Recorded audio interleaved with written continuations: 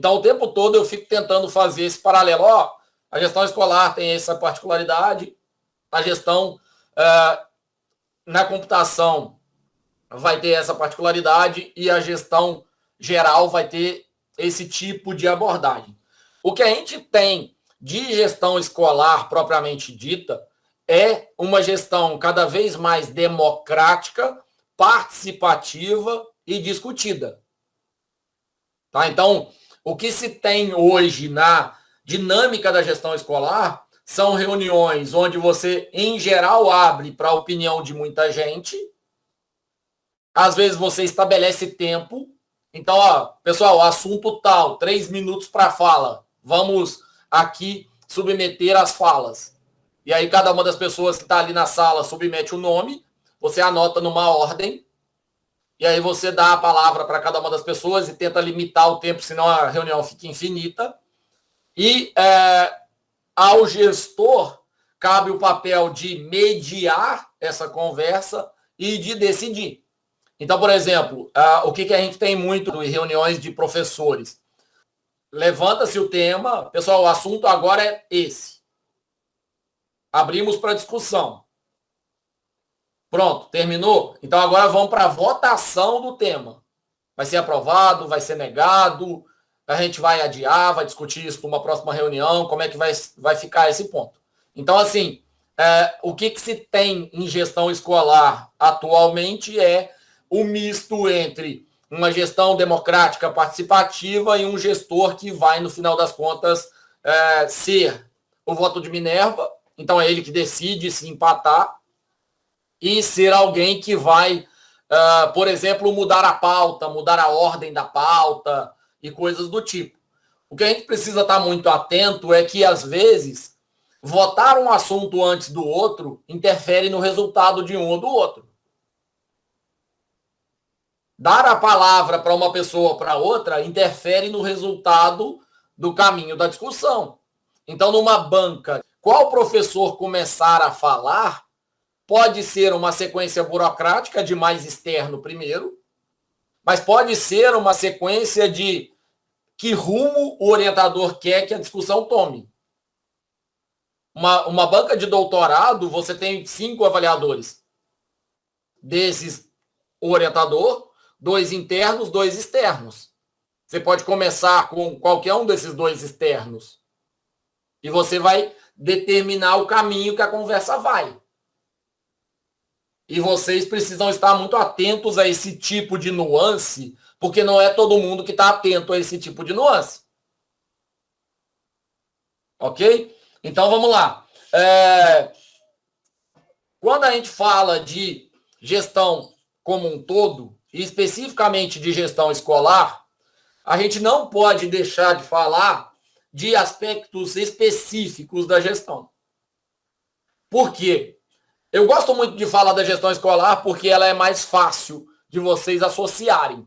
Se a gente fala sobre uma gestão de uma empresa de software, como vocês ainda não trabalharam numa empresa dessa, não têm essa vivência, vocês ainda não conhecem como é que funciona a divisão de setores. Até dá para associar com disciplinas que a gente tem no curso. Mas, por exemplo, o laboratório da Petrobras que eu trabalhei tinha um setor com 3 ou 4 pessoas num departamento de linguística, que era de elaboração de relatório, elaboração de contrato, validação de contrato, tudo isso. Coisa que a gente não tem na disciplina do curso e coisa que vocês não imaginam que tipo de demanda vem desse pessoal. Porque a hora que você recebe uma demanda de uma pessoa do direito, pode ser uma demanda muito formal que você não entende o que ela está te pedindo.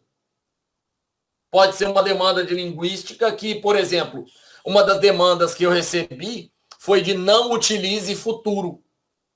Então, isso não será feito, isso vai ser feito. Por causa de imprecisão.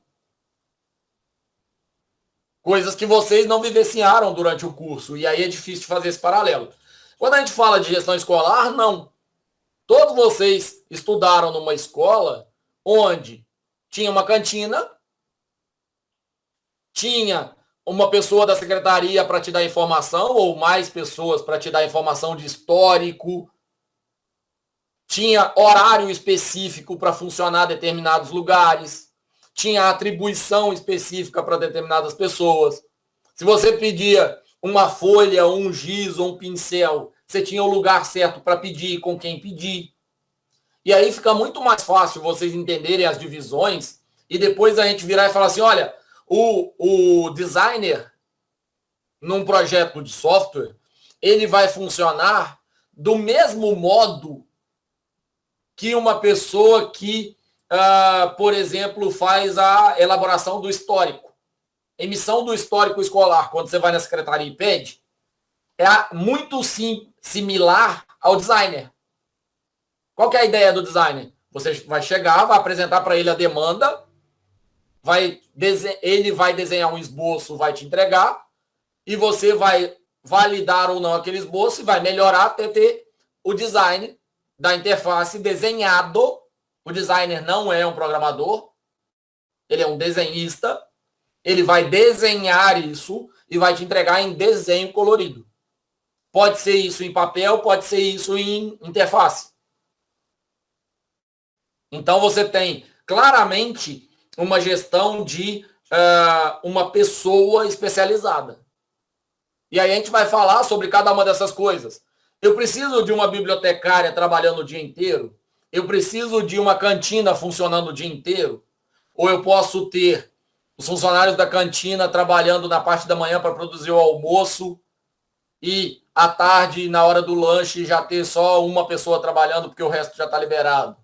E aí trabalha 6 horas, determinada parte da equipe, e outra parte trabalha 8 horas. Como é que é a gestão disso?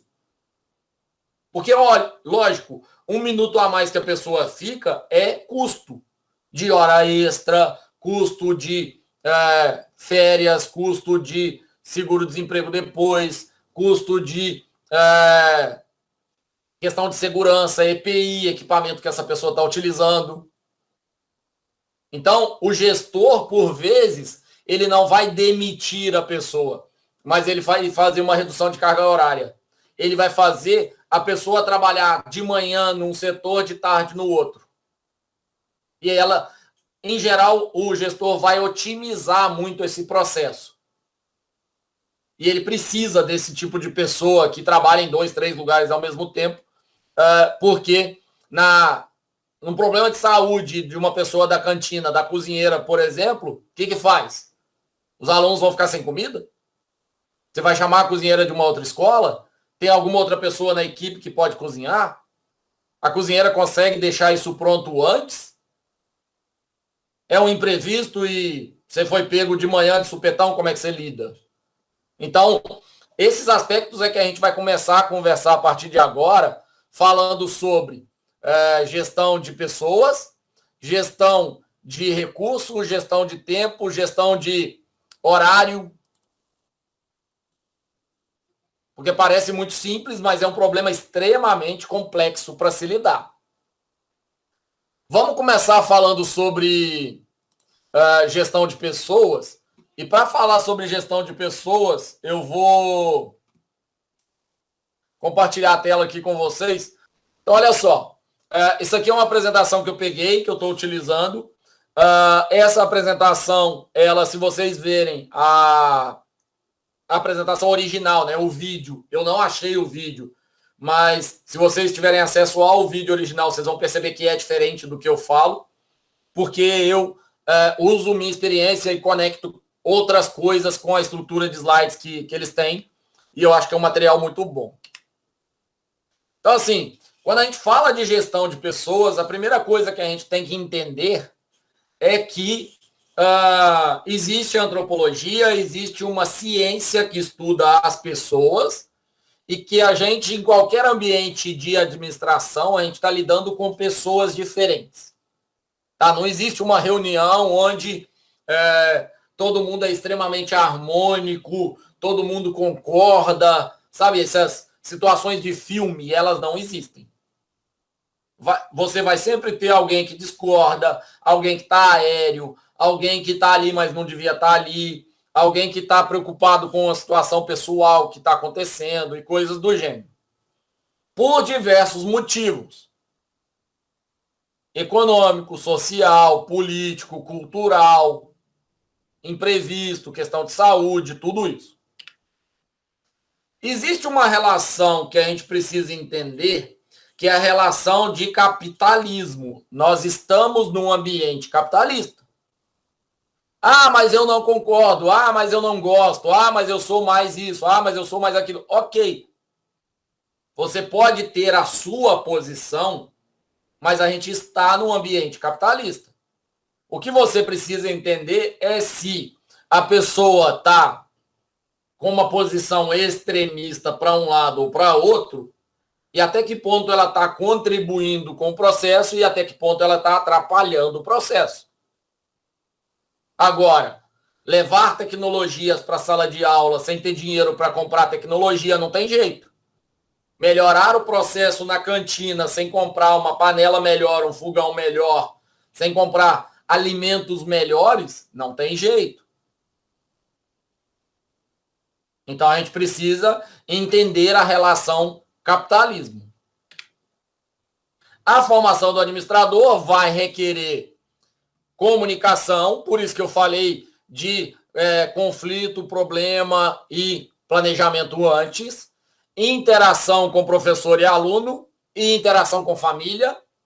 E se a gente estiver falando de outros modelos de gestão, interação com programador, com designer, com modelista, com especialista em banco, com especialista em redes, com diversidade de profissionais de áreas diferentes, de formações diferentes, de cidades diferentes.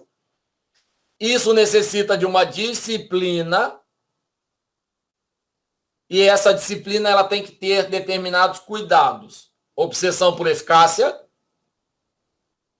desempenho, produtividade e rendimento em curto prazo.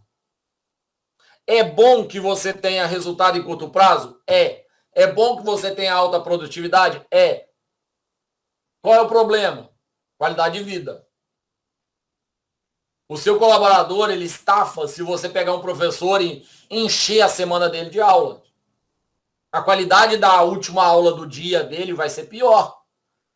A qualidade do sistema que está sendo desenvolvido, se eu der uma semana para desenvolver ou 2 semanas para desenvolver, é diferente. Se o tempo ideal são 10 dias, 7 dias vai sair pior, 15 dias vai sair pior. O tempo ideal são 10. E eu posso lidar com o imprevisto. É preciso entender as características dos seres humanos. Alguns são simplistas, alguns são mais mecânicos, alguns são mais instrumentais, alguns são mais elitistas, alguns são mais utilitaristas, alguns vão ser amigos de todo mundo, alguns vão ser pro meu e acabou, alguns vão ser a solução mais simples, não vai pensar no desdobramento. E cabe ao gestor entender até que ponto cada um desses indivíduos é importante e em qual aspecto. O ser humano é um ser ao mesmo tempo genérico e singular, ativo e reflexivo, um ser de palavra, tem desejo e tem pulsão, então ele tem anseios, ele tem interesses, ele tem objetivos pessoais, individuais, mas ele também tem necessidades, um ser simbólico, então dependendo do clima da sala, dependendo do cheiro da sala, dependendo do horário que a reunião acontece, dependendo do ambiente mais harmônico da sala, você vai ter uma sala melhor ou pior, uma reunião melhor ou pior. É um ser espaço-temporal e é objeto e sujeito de sua ciência. Interdisciplinaridade. Não existe uma reunião onde estão presentes apenas pessoas iguais, pessoas de uma área específica. É muito raro. Você até vai ter coisas desse tipo, onde as pessoas são mais próximas. Quando essas pessoas são mais próximas, você não tem diversidade de discurso. Quando essas pessoas são mais longe, de área de formação, de região geográfica, de interesse diferente, você já vai ter muito mais dificuldade para alinhar discurso. Então, o gestor precisa entender que, por vezes, a reunião com 5 professores de geografia e história vai dar mais resultado do que a reunião com 20 professores da escola. Que a reunião com 20 professores vai dar mais resultado para discutir quantos dias cada professor vai para a escola do que a reunião com grupos de professores onde cada um opina e depois você tem um negócio que não converge. Então, você vai ter situações onde a separação facilita o resultado e você vai ter situações onde a junção, o agrupamento das pessoas facilita o resultado. Quando que isso acontece? Dependendo do assunto que tem que ser discutido. Você tem 2 pessoas que não se dão bem na sua equipe. Você prefere criar uma reunião com as 2 pessoas ou você prefere criar reunião com um grupo e com outro grupo e separar essas 2 pessoas? É você, como gestor, que tem que escolher isso à medida que você vai conhecendo sua equipe. O nível do indivíduo, da interação e do modo de comunicação, dos rituais, dos processos psíquicos. Por isso que eu falo tanto de hora do almoço, horário do café, acabou de chegar, acabou de acordar, está na hora de ir embora, o filho está na hora de sair da escola, no dia que vence a conta, no dia que tem uma conta a mais, no dia de cair o salário, no dia que véspera de férias, acabou de voltar de férias. Isso tudo faz diferença para tomar decisão.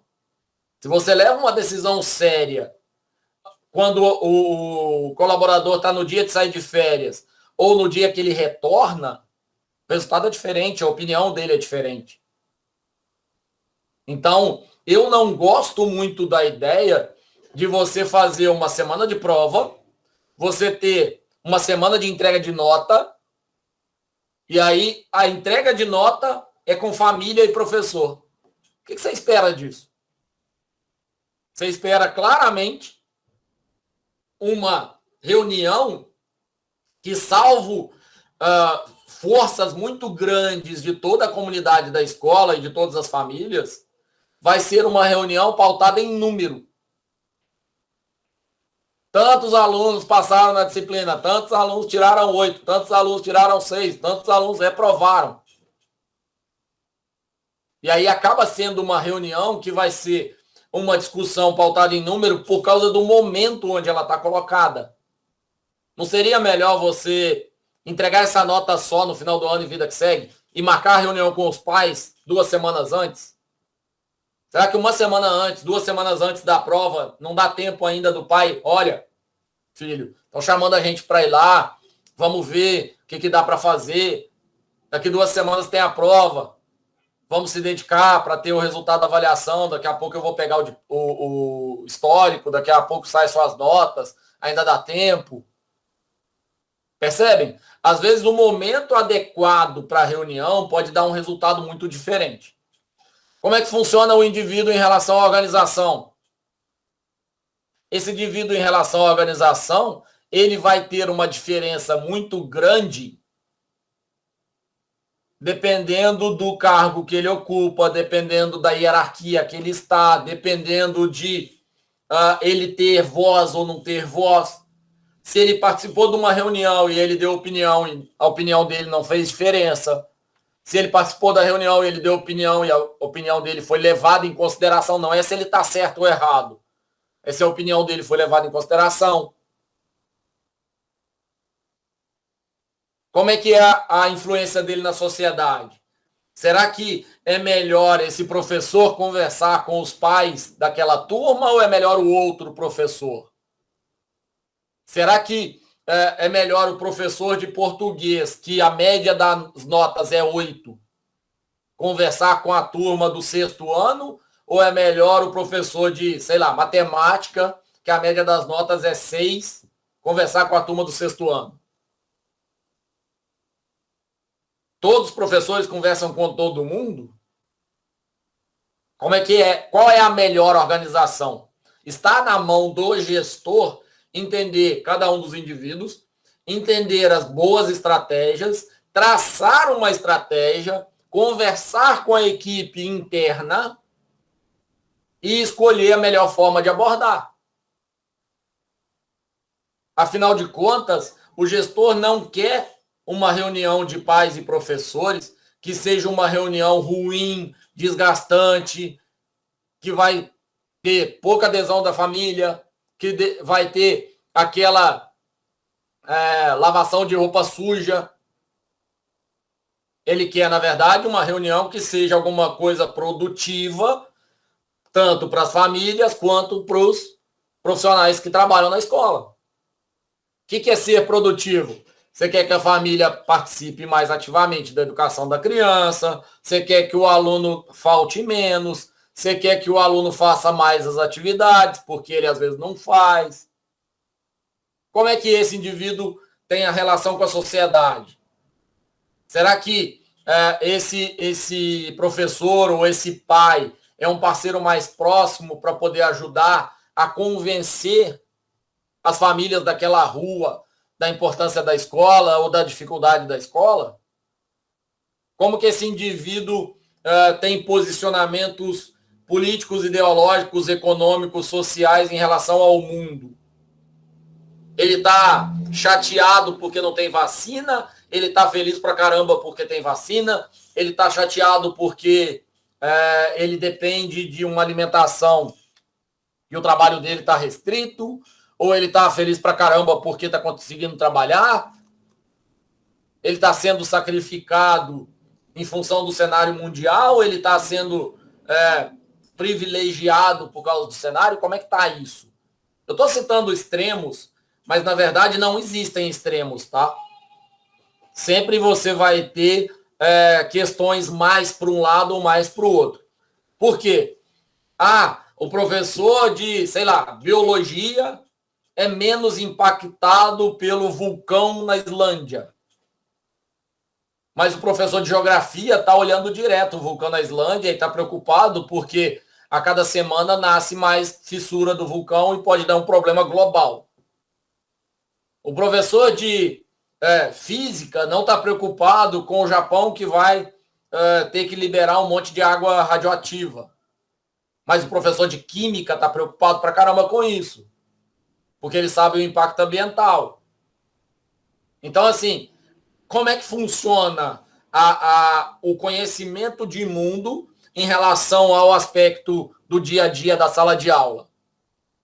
Você tem sempre temas atuais para que o professor de matemática possa utilizar na aula dele, ou é mais restrito? Você tem sempre temas atuais para professor de história, de geografia, de línguas, de inglês para discutir ou não? Isso tudo faz parte da gestão do indivíduo que o gestor precisa entender, porque, às vezes, um detalhezinho de uma notícia mundial ou de uma notícia nacional vai fazer com que esse profissional tenha um dia muito mais com êxtase, ou seja, muito mais animado, muito mais interessado, ou um dia muito mais desanimado. E às vezes esse não é um dia adequado para você levar uma discussão, para você decidir um assunto importante. Aconteceu alguma coisa na família da pessoa? Às vezes é mais prudente você cancelar a reunião e deixar para outro dia. Isso numa equipe de programação é exatamente a mesma coisa. Você tem que perceber que são indivíduos, você tem que perceber que a estabilidade do profissional faz total diferença, que o engajamento desse profissional faz total diferença e que o resultado que você vai obter vai fazer total diferença. Quais são os passos, então, se a gente tentar organizar de gestão de pessoas para empreendimentos, empreendedores? Isso, como eu disse, serve para todo lugar, tá? Eu estou citando o exemplo de programação e de escola porque são os temas que a gente está tratando aqui. Mas serve para, por exemplo, se vocês forem criar uma empresa, como é que vocês vão lidar com uma empresa de, sei lá, 3, 4, 5 pessoas, como é que isso funciona.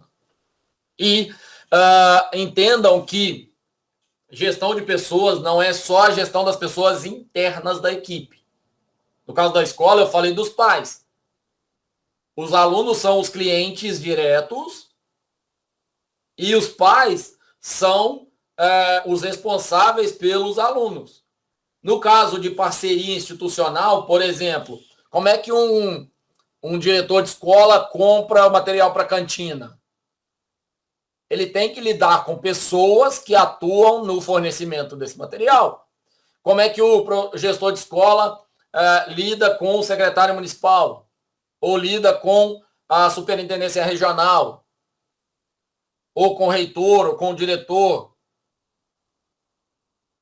Percebem? Isso tudo são pessoas em cada uma das instâncias e o gestor precisa saber lidar com cada uma dessas pessoas, entendendo esses aspectos aqui de trás que eu acabei de comentar. Então, se a gente tenta colocar isso numa ordem, o que é? Atrair e selecionar, ou seja, não é um processo de seleção. Você não pega profissionais de 10 professores e vai escolher um para dar aula para você. Você precisa atrair. Para isso, a sua empresa tem que ser atraente. A sua escola tem que ser atraente. A sua equipe tem que ser atraente. No sentido das pessoas quererem trabalhar lá. Porque senão você não vai ter uma dedicação, você não vai ter um engajamento. E isso vai dificultar claramente a seleção das pessoas. Atrai pelo salário? Atrai pelo salário, mas não apenas. Atrai o ambiente de trabalho, atrai os colegas de trabalho, ambiente no sentido de qual é a sala, qual é a mesa, quais são os recursos que estão disponíveis. Atrai se o clima é adequado, a temperatura está adequada no ambiente. Atrai se a empresa é mais perto ou mais longe, flexibilidade de horário. Atrai tipo de cobrança e forma de cobrança. Uma coisa é eu chegar para vocês e falar, olha, um baita de um trabalho para entregar semana que vem. A outra coisa é eu chegar para vocês e falar, galera, é o seguinte, a gente tem poucas semanas e eu não gostaria que fosse na última semana de aula para marcar esse trabalho. Posso marcar agora para vocês entregarem semana que vem? É a mesma atividade, é a mesma cobrança de prazo. O jeito de conversar e o jeito de trazer as pessoas a participar do processo vai fazer total diferença. Então, atrair é fundamental. Contratar e treinar. Não é você contratar achando que você está contratando a melhor pessoa do mundo. Você quer pagar pela melhor pessoa do mundo? Você vai contratar um serviço terceirizado, ela vai te entregar o produto e está resolvido. Agora, você quer um colaborador, você quer uma pessoa para trabalhar com você, você vai ter que treinar. Na hora de contratar uma cozinheira ou um cozinheiro, já tem que saber cozinhar. Ok. Agora, sabe cozinhar com aqueles alimentos que você compra, que chegam para você? Com as restrições de quantidade que você tem, com as dificuldades que você tem? Sabe cozinhar para aquela quantidade de aluno? O cara sabe programar, mas ele sabe programar naquela versão do compilador? Ele sabe seguir aquela sequência de testes necessária para a empresa? Ele trabalha com banco, mas com aquele banco específico que a empresa tem? Que tipo de variação tem de uma versão para outra? Até que ponto você está liberdade para essa pessoa comentar alternativas? Você só contrata ela, coloca ela lá e ela trabalha para você como um scanner? Você põe a folha, sai outra folha. Você põe outra folha, e aí? É esse tipo de profissional? Ou é um profissional que está engajado na equipe e está ajudando? Desenvolver e motivar. Não adianta nada você oferecer 50 cursos de capacitação. Um exemplo é agora. Ensino remoto. Ah, não. A gente está melhorando o ensino remoto. Como? Um monte de fundação, um monte de governo está disponibilizando um site com 20, 30, 50, 200 mil cursos. E aí? Você acha mesmo que o professor está motivado a arrumar uma carga horária para isso? Não. Você acha mesmo que o professor tem a possibilidade, tem o conhecimento crítico para determinar qual é o curso que ele tem que fazer primeiro? Não. Então, não adianta nada. Não é criar um site com 1000 itens que eu vou transformar as escolas em coisas legais. Eu preciso, de fato, capacitar, treinar, desenvolver, mas eu preciso que essas pessoas estejam motivadas, que elas vejam resultados a curto prazo, que elas tenham recompensa, que você ensine elas a reter informação. Eu não quero que os meus alunos, por exemplo, saibam tudo o que eu falo. Eu quero que eles saibam onde procurar a resposta. Eu não quero que os colaboradores façam exatamente como eu quero. Eu quero que eles resolvam o meu problema. O que pensa, em geral, um coordenador de curso? Quanto menos alunos chegam para reclamar do Daniel, melhor é a aula do Daniel, porque me dá menos dor de cabeça. Quanto mais alunos chegam para reclamar do Joaquim, ou do João, ou do José, pior é o Joaquim, o João, o José, porque o Joaquim, o João e o José trazem problemas para mim. Esse é o modo de pensar.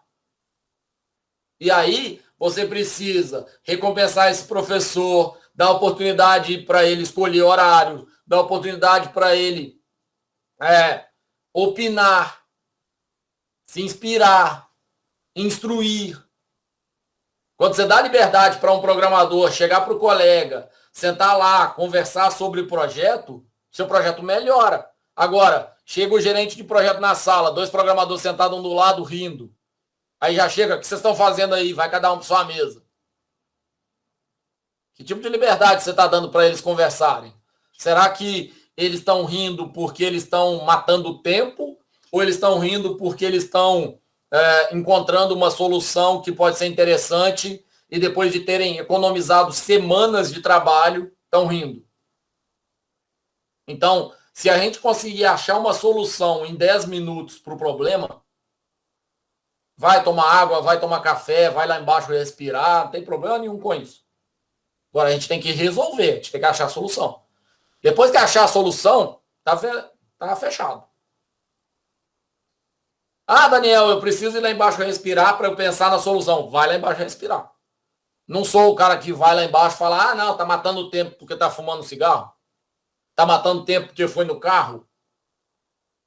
Agora, tem o ticket, tem a responsabilidade, tem o resultado.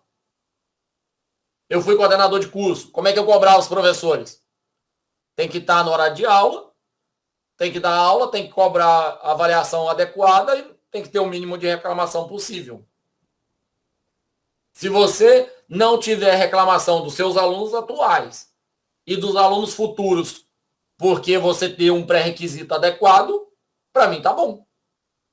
Agora, você precisa dar aula no laboratório ou na sala de aula, isso é você que decide. Eu tenho que melhorar o instrumento que você tem para usar. Agora é você que tem que escolher o que você vai usar. Liderar e inspirar. Reparem que sempre eu tenho... eu gosto dessa imagem porque eu tenho essas palavras que são palavras diferentes. Atrair, treinar, motivar, recompensar, inspirar. A pessoa tem que estar inspirada para ela conseguir render melhor. Não adianta nada você liderar e falar, não, vem comigo, a gente vai chegar no resultado, mas a pessoa não está inspirada. O papel dela é sempre juntar documentos e colocar numa pasta. É sempre, não, toda a primeira semana do mês chegam os mesmos alimentos para eu cozinhar. Calma. Será que você não pode fazer um prato diferente? Será que não dá para mexer um pouquinho? Será que não dá para ter a sua assinatura na sua tarefa, na sua atividade? E será que, ao colocar a sua assinatura, o resultado não melhora pra caramba? O ser humano, em geral, é isso, tá? Quando ele assina, quando ele percebe que ele colaborou, que ele contribuiu, que ele tem uma atuação importante, ele engaja, ele participa, ele contribui, ele fica pensando solução. Então, não é nenhum milagre. Ah, não, eu quero uma equipe engajada em busca de soluções. Vamos lá, todo mundo, toda segunda-feira, 2 horas, dentro de uma sala com café e pãozinho para vocês buscarem soluções. Não, não é assim que funciona. É você dar liberdade para as pessoas pensarem. E, fundamental, fortalecer a cultura da empresa. Todo mundo tem que estar na mesma página, todo mundo tem que entender que não se precisa gerar climas ruins para ter resultados bons. Você pode aliar clima bom e resultado bom. Como é que faz isso? Mantendo um bom planejamento, que a gente já conversou, dando autonomia cada vez maior para cada uma das pessoas, mas sabendo que você tem um planejamento do lado, e aí você cobra pelo planejamento e dá autonomia. Eu vou te dar uma tarefa que você tem uma semana para fazer. Eu acho que uma semana é um prazo suficiente. Primeiro dia você não fez, segundo dia você não fez. Me entregou a tarefa pronta, peraí, será que uma semana é interessante? Será que você rendeu muito? Ou será que a próxima vez que eu mandar essa tarefa para alguém, eu já vou diminuir o prazo dela? O gestor vai o tempo inteiro ficar analisando esses números, e por isso que ele é um cargo superior na hierarquia, porque ele tem que o tempo inteiro extrair o melhor possível das pessoas e gerar o ambiente mais favorável possível para as pessoas. Como é que isso vai funcionar? Relações internas, relações externas. E o gestor, ele tem que ter estratégias de comunicação. Ele é o responsável por ter toda essa estratégia de comunicação para conseguir combinar demandas, resultados, satisfação, qualidade. Ele vai ter que ter relações internas? Vai. Pode ser em horários específicos? Pode. Pode criar uma rotina de, por exemplo, toda segunda-feira a gente conversa, estarei 1 hora disponível para conversar com quem quiser, minha sala está aberta. Ótimo. Ele pode organizar turno de trabalho? Pode. Como é que ele faz gestão de terceirizado? Como é que ele valoriza o emprego? Ele tem plano de carreira e salário? Ele tem gestão de crise? Como é que é o processo de negociação dele? Como é que é o plano de contingência? Como é que é o diagnóstico do cenário de classe? Será que ele tem um sindicato de professores para conversar? Quais são os órgãos de fiscalização? Ele tem que ter o alvará dos bombeiros?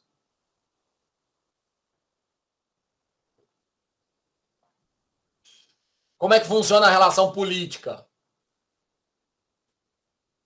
E aí eu trouxe aqui uma leitura, é uma proposta sistemática numa instituição pública de gestão estratégica de pessoas. É um texto razoavelmente curto, atual, e eu acho que vale bem a pena. Então, assim, a gente fechou a fala sobre gestão de pessoas, e essa gestão de pessoas ela vai ser importante porque a gente vai precisar lidar com cenários onde as pessoas não vão estar tão engajadas, as pessoas não vão estar tão participativas, as pessoas não colaboram tanto assim. E aí eu gosto de trazer a parte de gestão de recurso só para vocês entenderem pelo seguinte. O que é uma gestão de recursos? É exatamente você prover tudo que é necessário para que o seu colaborador, para que as pessoas trabalhem de uma forma mais produtiva. Não adianta nada eu deixar todo mundo satisfeito pra caramba, dedicado pra caramba, animado, capacitado, se na hora de imprimir o documento não tem tinta na impressora. Se na hora de levar o material de uma filial para outra ou de um departamento de entrega até a casa do cliente, eu não tenho veículo para levar, eu não tenho motorista. Então, a gente precisa se preocupar com cada um desses 4 níveis que eu falei de gestão de modo integrado. Cabe ao gestor preocupar de forma separada e de forma integrada. E aí a gente começa a entender por que existe hierarquia. Existe uma empresa onde eu tenho muitas pessoas e eu preciso ter uma gestão de muitas pessoas diferentes, com culturas diferentes? Sim. Eu consigo lidar com 50 pessoas de uma vez? Não. Então é preferível criar um cargo de coordenação. E aí eu crio um cargo de coordenação que vai responder por 30 pessoas, um outro cargo de coordenação que responde por 20 pessoas, e quando eu tiver que conversar para alinhar com essas 50 pessoas, eu converso com os 2 coordenadores. Eu posso conversar com todo mundo de uma vez? Posso também, mas é muito mais fácil eu conversar com o coordenador, com o supervisor, e aí eu tenho níveis da hierarquia que vão facilitar ao gestor alcançar os resultados que ele quer. Porque, afinal de contas, ele não precisa ter bola de cristal. Ele não tem que descobrir qual é a capacitação que o professor precisa. Ele pode perguntar. O grande problema é que, em geral, o gestor não pergunta ao professor qual é a capacitação que ele precisa.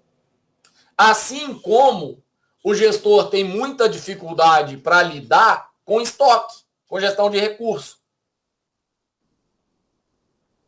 Então, vejam, tanto existe o problema de excesso de estoque, quanto existe o problema de déficit, falta de estoque. Excesso de estoque, qual que é o problema? Armazenagem, perda de dinheiro, quebra, desperdício, vencimento, validade das coisas. Excesso de estoque. Irregularidade, algo tem excesso, algo tem falta, e aí você precisa usar o produto A e o produto B juntos. Eu preciso da polpa, do suco e do açúcar. Tem muito açúcar, mas a polpa estraga. Como é que você gerencia isso? E tem coisas que estão em falta. Como é que você lida com as faltas? Um produto chegou defeituoso, como é que você trata isso? Você comprou lá uma carga de pincéis para dar aula e o pincel veio com a cor errada. Ele tem a capa vermelha, mas o que escreve nele é tinta preta. O que você faz? Você está precisando urgente desses pincéis. Então, você tem que ficar o tempo todo planejando, antecipando, para você fazer uma gestão adequada de recurso. Ah, Daniel, mas gestão adequada de recurso é só material de consumo? Não. Gestão adequada de recurso é material permanente também. Por exemplo, eu tenho um funcionário que o resultado dele seria muito melhor se eu desse a ele um computador melhor. Ou ele precisa de um scanner, ou ele precisa de um celular novo, ou ele precisa de uma câmera de filmagem ou uma câmera fotográfica melhor, profissional. E o gestor tem que tanto ter abertura para que a pessoa fale para ela, quanto correr atrás o tempo todo para poder manter a gestão de recursos adequada. Queimou um monitor no laboratório de informática. É responsabilidade de quem ter um outro monitor guardado? Do gestor. Ah, mas o gestor não recebeu um relatório do TI dizendo que não tem sobressalente. Aí a gente vai começar a desdobrar. Será que ele pede esse relatório com frequência? Será que a TI tem esse controle com frequência? Será que a TI tinha conhecimento da possibilidade de estragar? Isso tudo precisa se transformar em processo, em diagramas de sequência, em sequência de passos com marcos de documentos, para que o gestor tenha o conhecimento mais fino possível. Tem questão de retrabalho, tem questão de erro de quantidade, tem questão de demanda instável. Não é o caso das escolas e não é o caso, em geral, das empresas de programação. Mas uma empresa de programação que vive em função de projeto, como é que ela lida com a quantidade de contratados dela? Ela numa semana manda embora, na outro mês contrata, como é que faz isso? É o gestor que tem que saber. Você paga um mês do programador à toa, ou você manda ele embora e arca com despesas de mandar ele embora, pagar férias, 13º, não sei o quê, e depois recontrata ele ou outra pessoa. E eu não estou falando só de custo, eu estou falando do processo todo. O custo é a pontinha do iceberg. Ter um excesso de estoque dentro de um galpão, por mais que você não pague por aquele galpão, é um desperdício, é um problema muito sério. Fazer a gestão desse estoque é um problema muito sério. Isso aqui é para vocês verem a questão de patrimônio da universidade. Por quê? Porque agora eu vou começar a mostrar para vocês tipo de coisa que acontece, como é que funciona, e os dois lados. O lado onde você tem cada vez mais processos e controle e acompanhamento, e o lado onde você tem dificuldades que são criadas a partir do excesso de processo. Ah, Daniel, a gente precisava de um novo livro para a disciplina, porque os livros que o professor indica só tem 3 exemplares na biblioteca ou 4 exemplares na biblioteca. Vamos comprar um novo livro, vamos atualizar. Sim, claro, vamos. Faz parte do reconhecimento do MEC? Faz parte. É bom para o professor? É. É bom para a universidade? É. Qual é o grande problema? A pessoa está olhando a pontinha do iceberg. A pessoa está olhando, falta o livro, compra o livro. Custa quanto? R$100 o livro? R$50 o livro? Ah, maravilha, R$50, poxa. Vai lá na biblioteca, numa livraria, compra o livro e entrega na biblioteca. Maravilhoso. Só que, na verdade, não é assim. Por quê?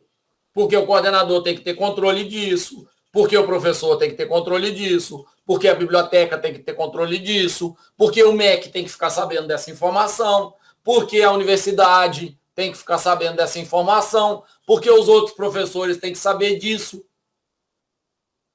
E aí começa a ficar uma brincadeira divertida. Eu não vou ler esse documento todo, não, mas para vocês terem uma ideia. Orientação para aquisição da bibliografia básica do sistema da universidade.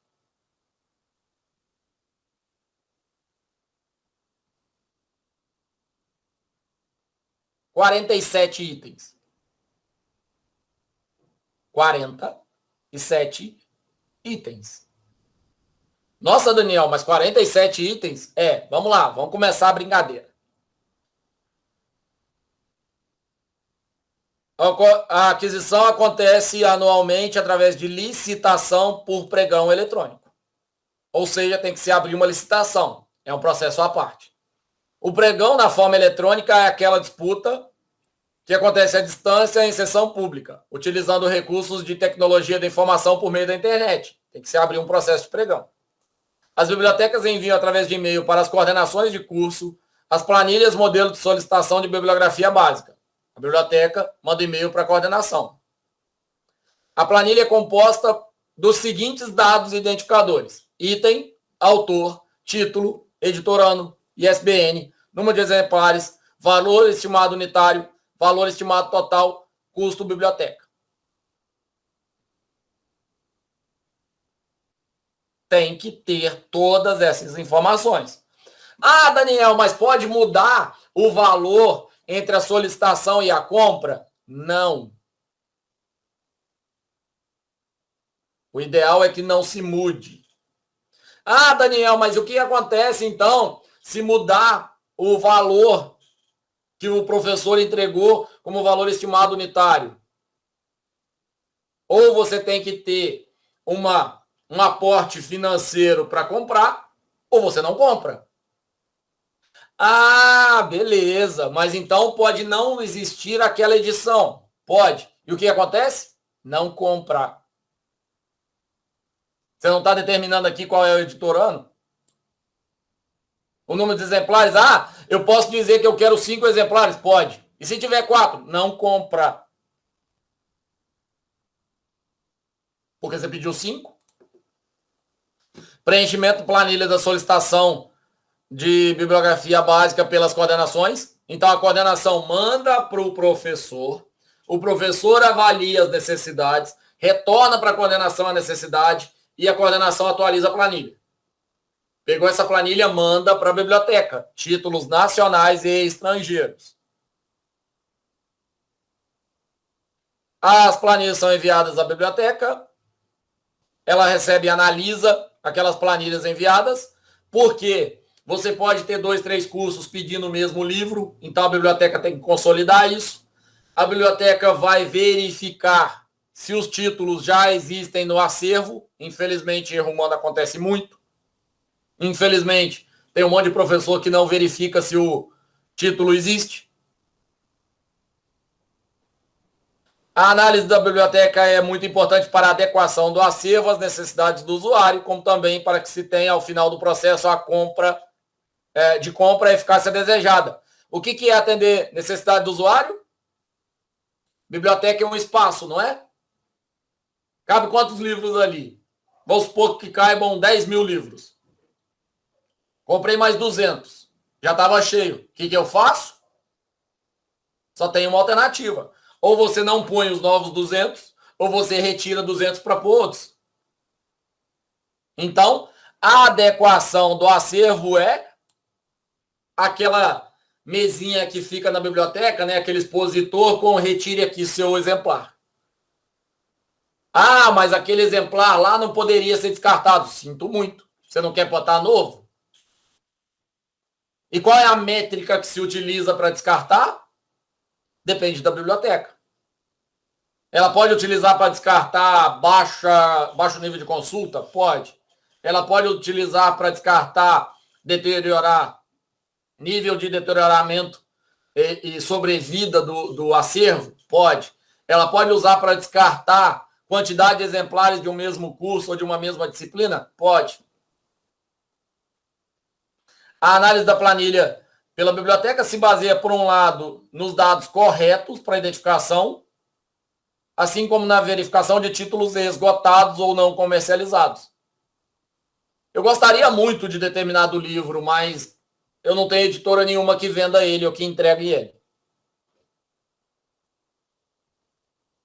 Eu gostaria muito desse livro, mas não tenho o número de exemplar que eu gostaria. Os seguintes procedimentos de alteração pela biblioteca na planilha enviada pela coordenação podem ocorrer. Reparem, a biblioteca pode alterar coisas sem avisar a coordenação. Inclusão ou diminuição do número de exemplar. Inclusão de títulos já existentes na biblioteca, cujo número de exemplar não são suficientes. Ah, 12.2 acabou de me responder um negócio maravilhoso. Tem 3 exemplares na biblioteca, eu preciso de 5. Os exemplares da biblioteca são de uma edição. Eu tento comprar e eu só acho na nova edição. O que eu faço? Ou eu consulto o professor, ou eu consulto o coordenador, ou eu compro.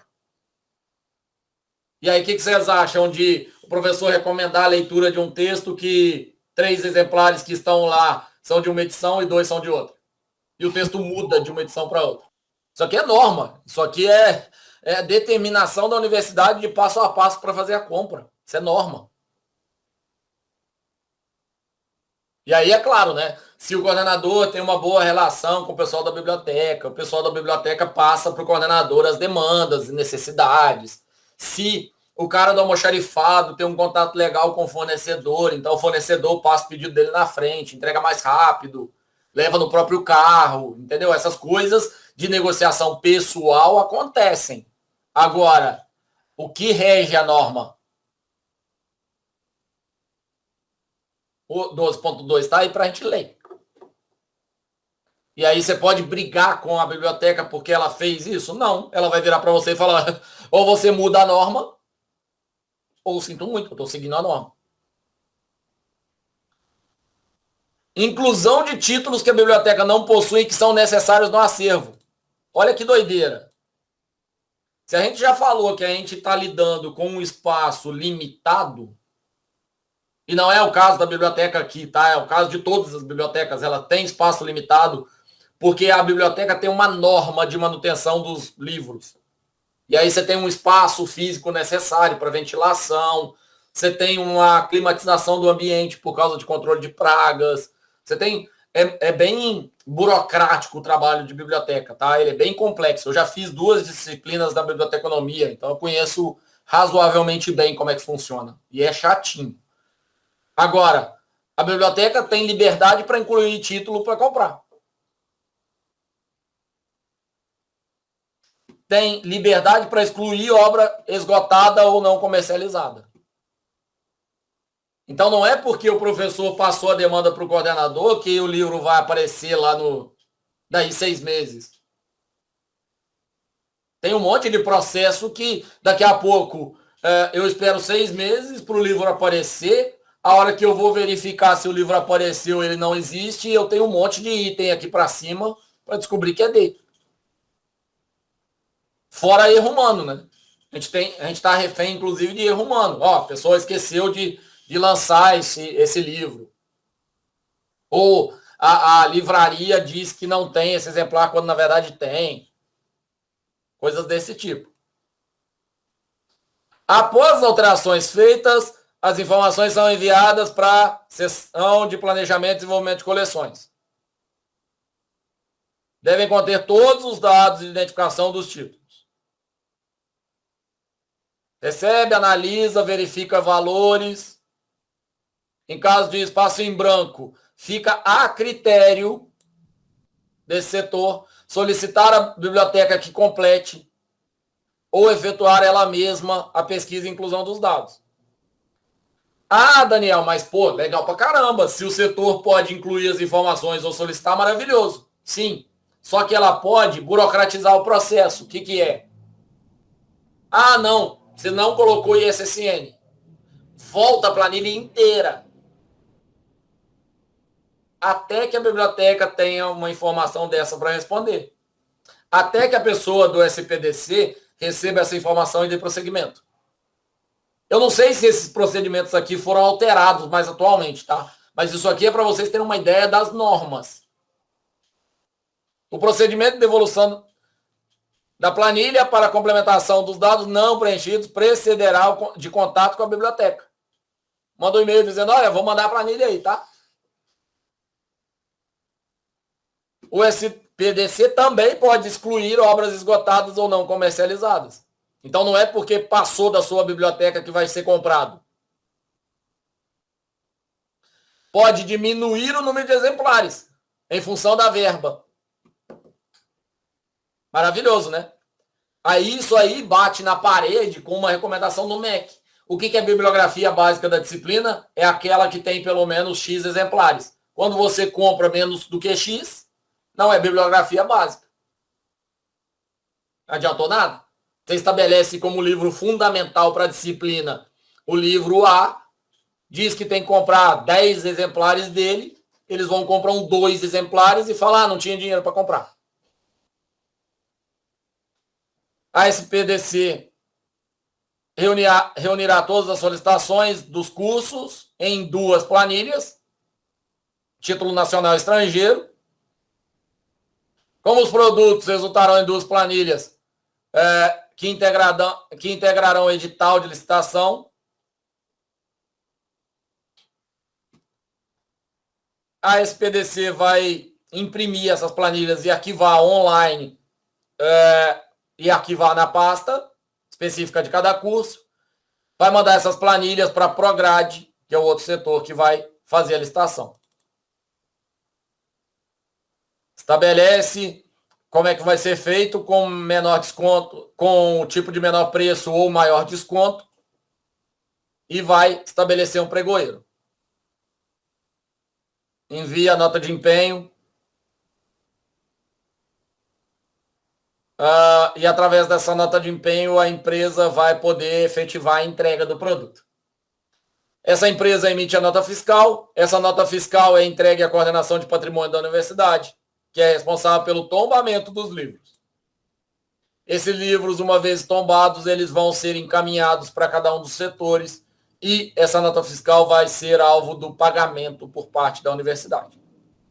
Esse material chega na biblioteca, é assinado um termo de responsabilidade e aí a biblioteca tem o procedimento interno dela de reconhecimento da obra, verificação no sistema, arrumar espaço na estante, colocar o livro, informar a coordenação, informar os professores de que os livros chegaram.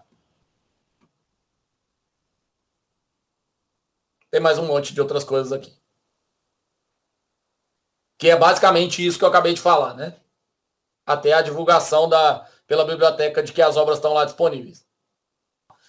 A biblioteca, ela é um caso completamente à parte dentro de qualquer instituição educacional. Quando você passa por reconhecimento, o reconhecimento envolve uma análise da biblioteca à parte. Entendeu? Tem um momento, tipo uma tarde, onde os avaliadores do MEC vão para a biblioteca é trancada com eles lá dentro, com o bibliotecário e com a equipe da biblioteca, e eles ficam fazendo o cara crachá em bibliografia básica, bibliografia complementar, quantidade de exemplares, olhando o sistema, olhando o material, olhando a qualidade do livro, olhando isso tudo. E é uma nota separada. Entendeu? Tem toda uma norma em cima tanto do funcionamento adequado da biblioteca, que tem que ter uma licença de bombeiro específica, quanto do MEC, para reconhecer o curso. Então, por exemplo, você tem cursos que perdem nota porque faltam livros. E eu já vi, inclusive, em algumas situações isso. E aí gerou uma grande briga, porque, poxa, não é possível, eu não posso perder nota porque não tem livro. Compra o livro, caramba. Já te passei o nome dos livros? Ah, não, mas não tem dinheiro. Então, não reclame que o meu curso é nota 3. Você quer reclamar que o meu curso é nota 3, mas você não compra o que eu peço?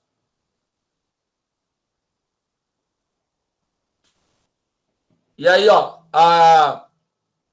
deixa eu só terminar aqui, porque eu acabei pulando direto, né? O termo de responsabilidade vai ser datado e assinado pela coordenação de administração patrimonial, vai para a superintendência de documentação, uma via vai ser arquivada na SDC, a outra vai para a coordenação de patrimônio, a SPDC vai conferir os livros e a nota fiscal e a nota de empenho, e as planilhas, vai notificar o que faltou. Então, às vezes, está faltando exemplar, tá danificado, alguma coisa assim, e o processo é paralisado até que a empresa resolva, ou atualizando a nota fiscal, ou entregando os exemplares que faltam. Após a conferência, estando tudo certo, ou seja, tem que estar 100% batendo cara crachá. Não pode ter nada de erro. As notas fiscais receberão o atesto e o visto, respectivamente, da SPDC, da SDC e serão encaminhados para pagamento da Prograde. A SPDC, enquanto a Prograde está fazendo o pagamento, ela vai colocar 3 etiquetas. Bibliografia básica, curso e biblioteca, dados descritivos da licitação, do pregão, da firma, do empenho e o número de tombamento. Então, qualquer livro que vocês pegarem da universidade tem aquela ficha gigante de informação pregada nela, ou carimbada, é isso aqui, ó. Por quê? Porque a gente tem que conseguir rastrear quem foi a pessoa que solicitou, quando que comprou, qual foi a nota de empenho, para qual curso, tudo isso. Porque, afinal de contas, a gente vai falar na gestão de recursos a respeito de uma gestão de valores, gestão financeira, e a compra de livros para um curso é associada a um valor separado para aquele curso. Na universidade pública, na escola municipal, estadual, isso fica meio transparente porque é uma negociação de número. Na escola particular, isso é preto no branco. Isso é caneta e papel.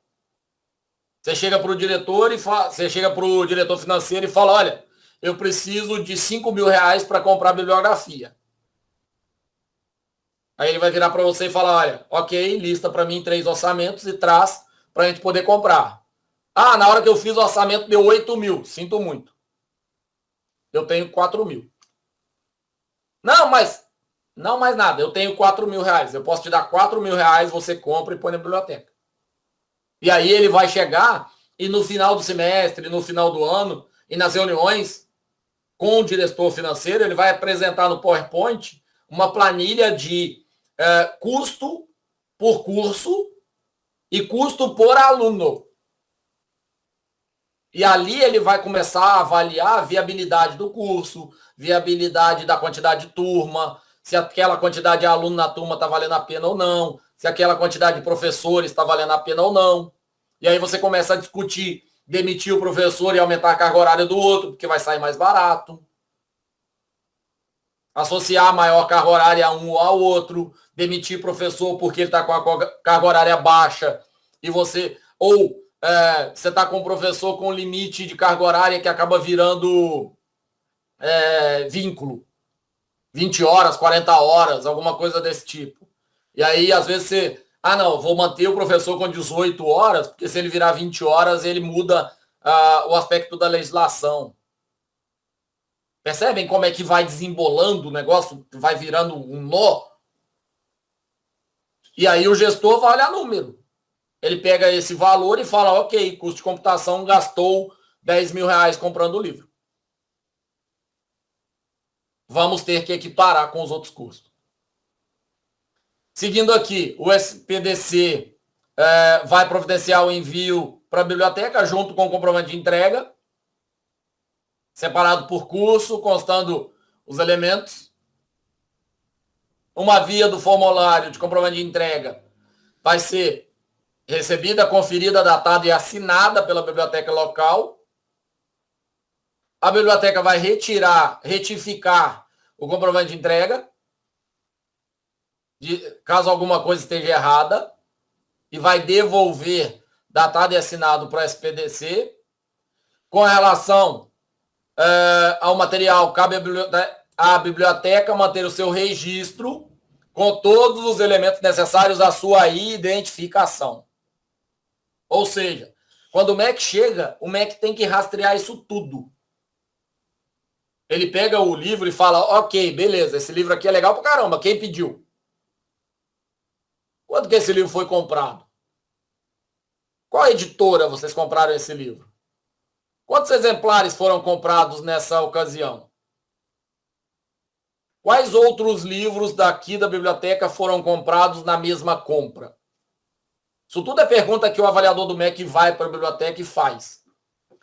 Processamento técnico das obras, para colocar isso no sistema, inserção no acervo para consulta e empréstimo e divulgação de obras solicitadas foram adquiridas.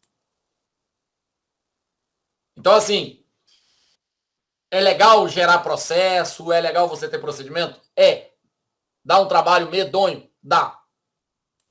Dá uma dor de cabeça danada? Dá. Você consegue rastrear o processo inteiro? Consegue. Onde você consegue a versão atualizada dessas informações? No setor de patrimônio da universidade.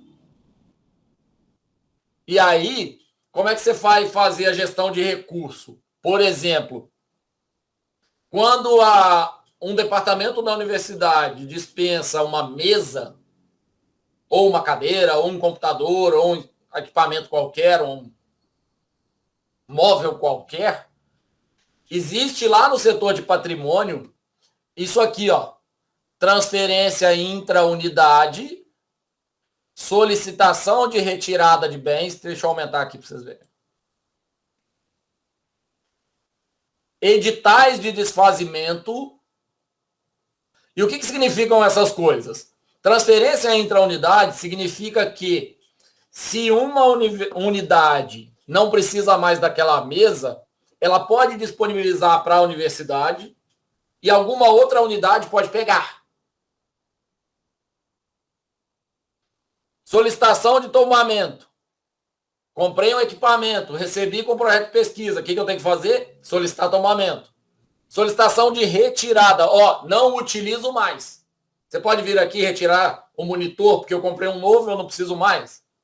Solicita a retirada. O que é o edital de desfazimento? É inservível.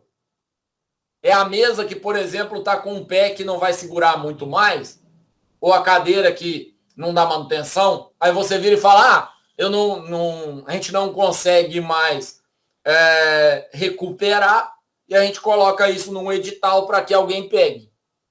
Ah, mas então você está falando de um lixo? Não. Eu estou falando em, por exemplo, computador que falta só você colocar uma placa de memória RAM e ele volta a funcionar. Ou computador onde você tem um HD que dá para reaproveitar. Ou um monitor onde, sei lá, quebrou o cabo conector. Cabo flat. Claro que depende de um setor para outro. Em algumas instituições públicas você tem um setor de recuperação desse material todo, e é um setor que economiza uma baita de uma verba, mas em geral você tem esse tipo de edital de desfazimento para você direcionar para outro lugar. Exemplificando como norma da universidade, são coisas que a UF atrela. Ah, mas uma outra universidade vai ser muito parecido? Vai. O Supremo Tribunal vai ser muito parecido? Vai. A Petrobras vai ser muito parecida? Vai.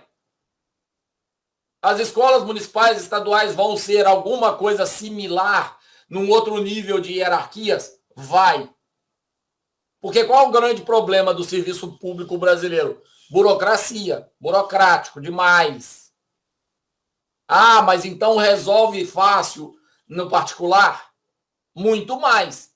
Se você chega para o dono da empresa ou para o coordenador e prova para ele por A mais B que vai gerar economia e que vai gerar velocidade de processo, ele te dá o dinheiro e ele compra equipamento.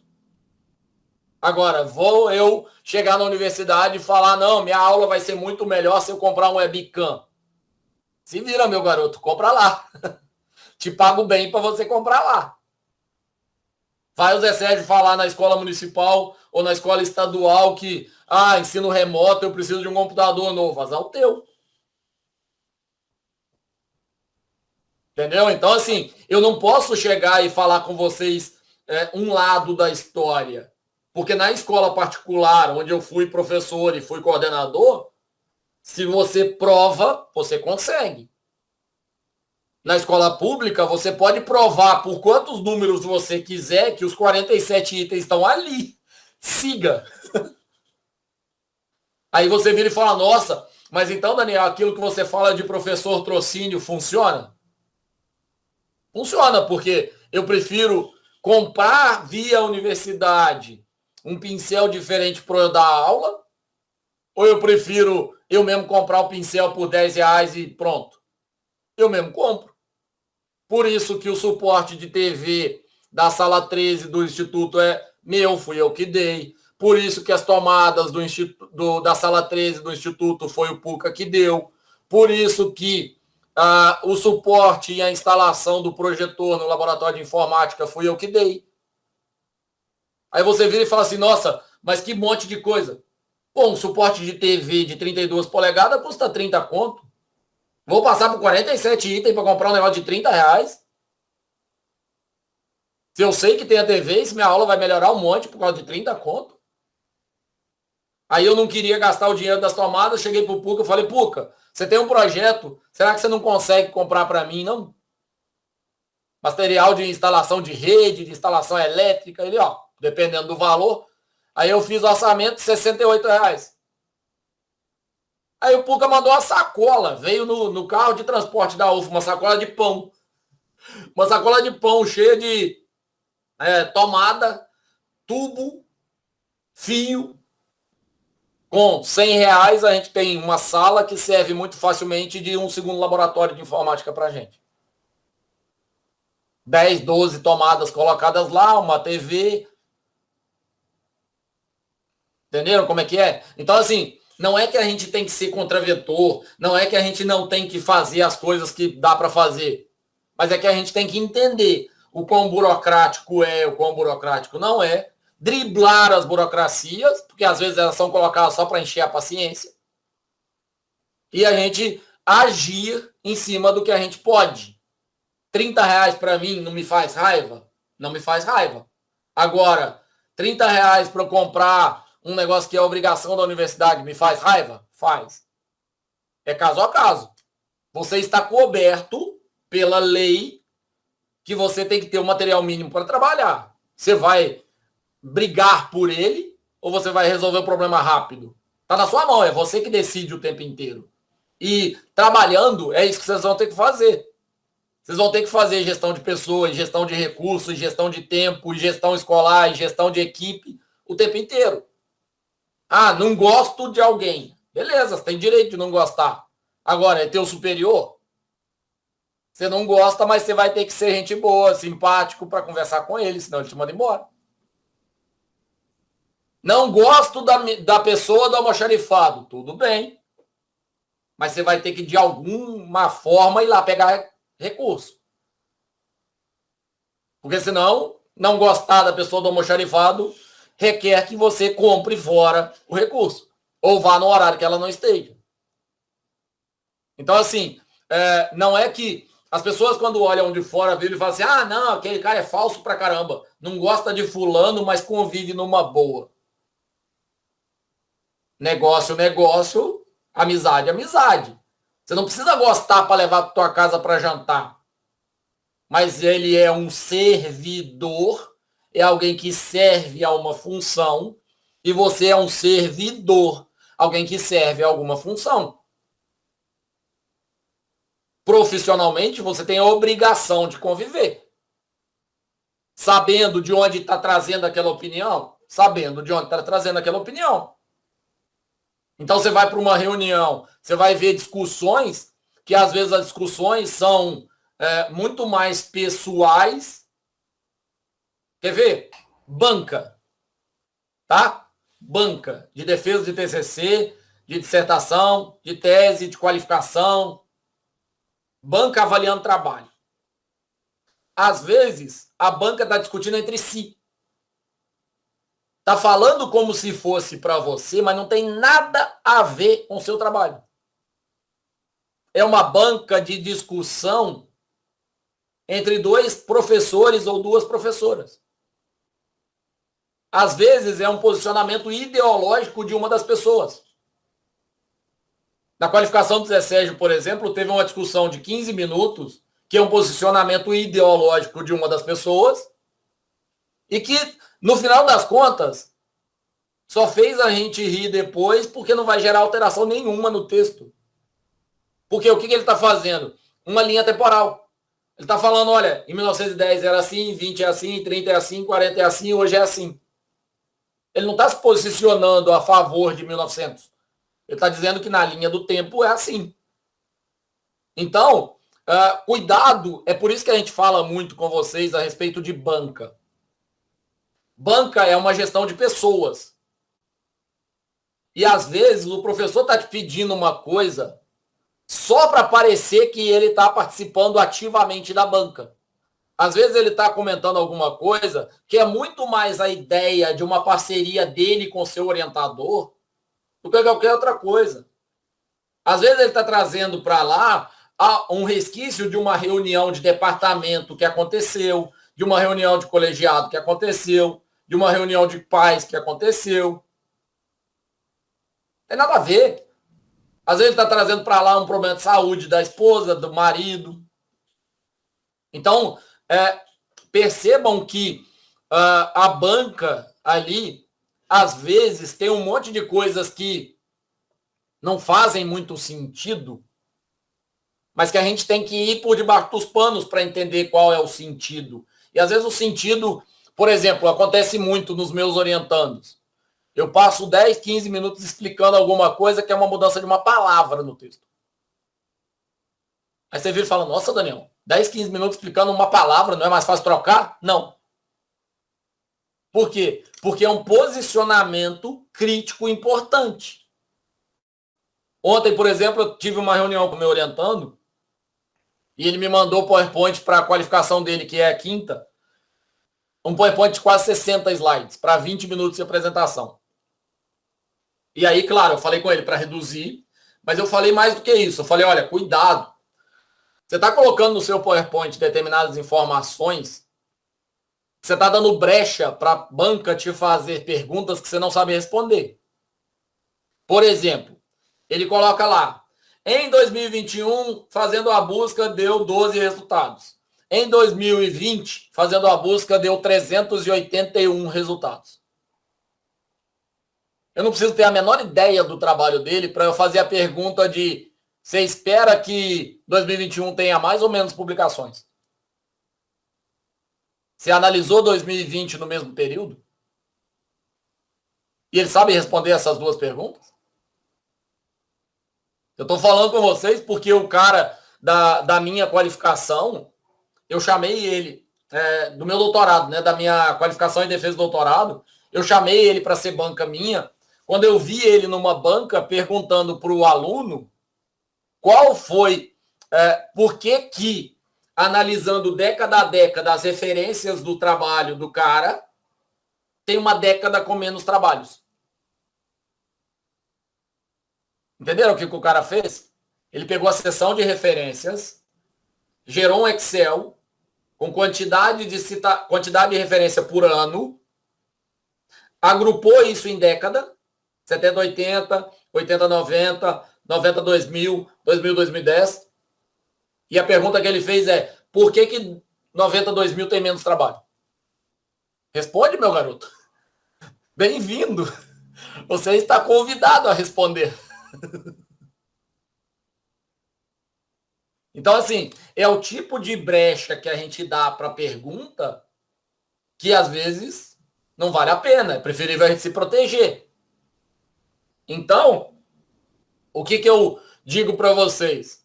Na banca, primeira coisa que você tem que fazer a hora que alguém te pergunta não é ficar ansioso para responder. É validar se a pergunta é para você mesmo. Espera um pouco. Será que seu orientador não vai responder ou sua orientadora não vai responder? Será que alguém que está ali já não responde? Será que a reexplicação não te responde? Ou não? De fato é alguma coisa que eu sei, é alguma coisa que eu consigo responder fácil? Beleza.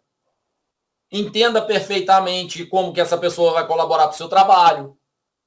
Por exemplo, trabalho do Zé Sérgio. Uma das avaliadoras claramente não leu detalhadamente um dos capítulos. No entanto, o outro capítulo ela virou e falou assim, ó, isso aqui é um texto de publicação internacional. Você prefere olhar o copo meio cheio ou meio vazio? Você prefere que ela tenha dito que tem um baita de um potencial no capítulo ou que ela tenha feito uma leitura mais superficial? Eu prefiro olhar o potencial do texto, de publicação. Porque, afinal de contas, se ela não olhou cuidadosamente, talvez não seja a área dela. Talvez foi em função de tempo. Entenderam como é que é? Então, assim, isso é gestão de pessoa. Isso é você alinhar um pouco a expectativa que você tem em relação a perguntas. O Zé Sérgio é me orientando do mestrado e ele sabe. Ontem, inclusive, com o Gustavo, eu falei disso. Eu gosto de fazer um exercício de saber qual é a pergunta que vem de cada professor da banca. Vocês já fizeram isso? Vocês vão apresentar um seminário. Que pergunta que o professor vai fazer? Vocês vão para uma entrevista de emprego. Que pergunta que vão te fazer? No meu mestrado, por exemplo, eu tive que fazer isso. No meu mestrado, eu tive 3 modelos, 3 estudos de caso e 3 resultados para apresentar em 40 minutos. E aí foi animal. Então, assim, o que eu fiz? Perguntas que eu tinha certeza que viriam estavam nos slides depois do agradecimento. E foi muito legal, porque um dos professores começou a fazer pergunta que eu já tinha slide. Eu falei, então, professor, eu não tive como apresentar isso por causa da restrição de tempo. E aí eu acabei colocando aqui nesse slide, porque eu imaginei que fosse uma pergunta. Tá aqui esquematizado. A resposta é essa e essa. Pronto. Ficou legal pra caramba, inclusive. Mas então, assim, para fechar, o que eu acho importante? A gente tentar ver cada vez mais a intenção das pessoas e a gente tentar minimizar risco, minimizar impacto. Quanto mais a gente leva essa gestão de diretor, de coordenador, de supervisor para a nossa vida e a gente começa a ter antecipação e prever, né, antecipar risco, antecipar necessidade de opinião de outra pessoa, antecipar impacto, a gente com certeza vai tendo resultados melhores, a gente vai conseguindo gerar situações melhores, beleza?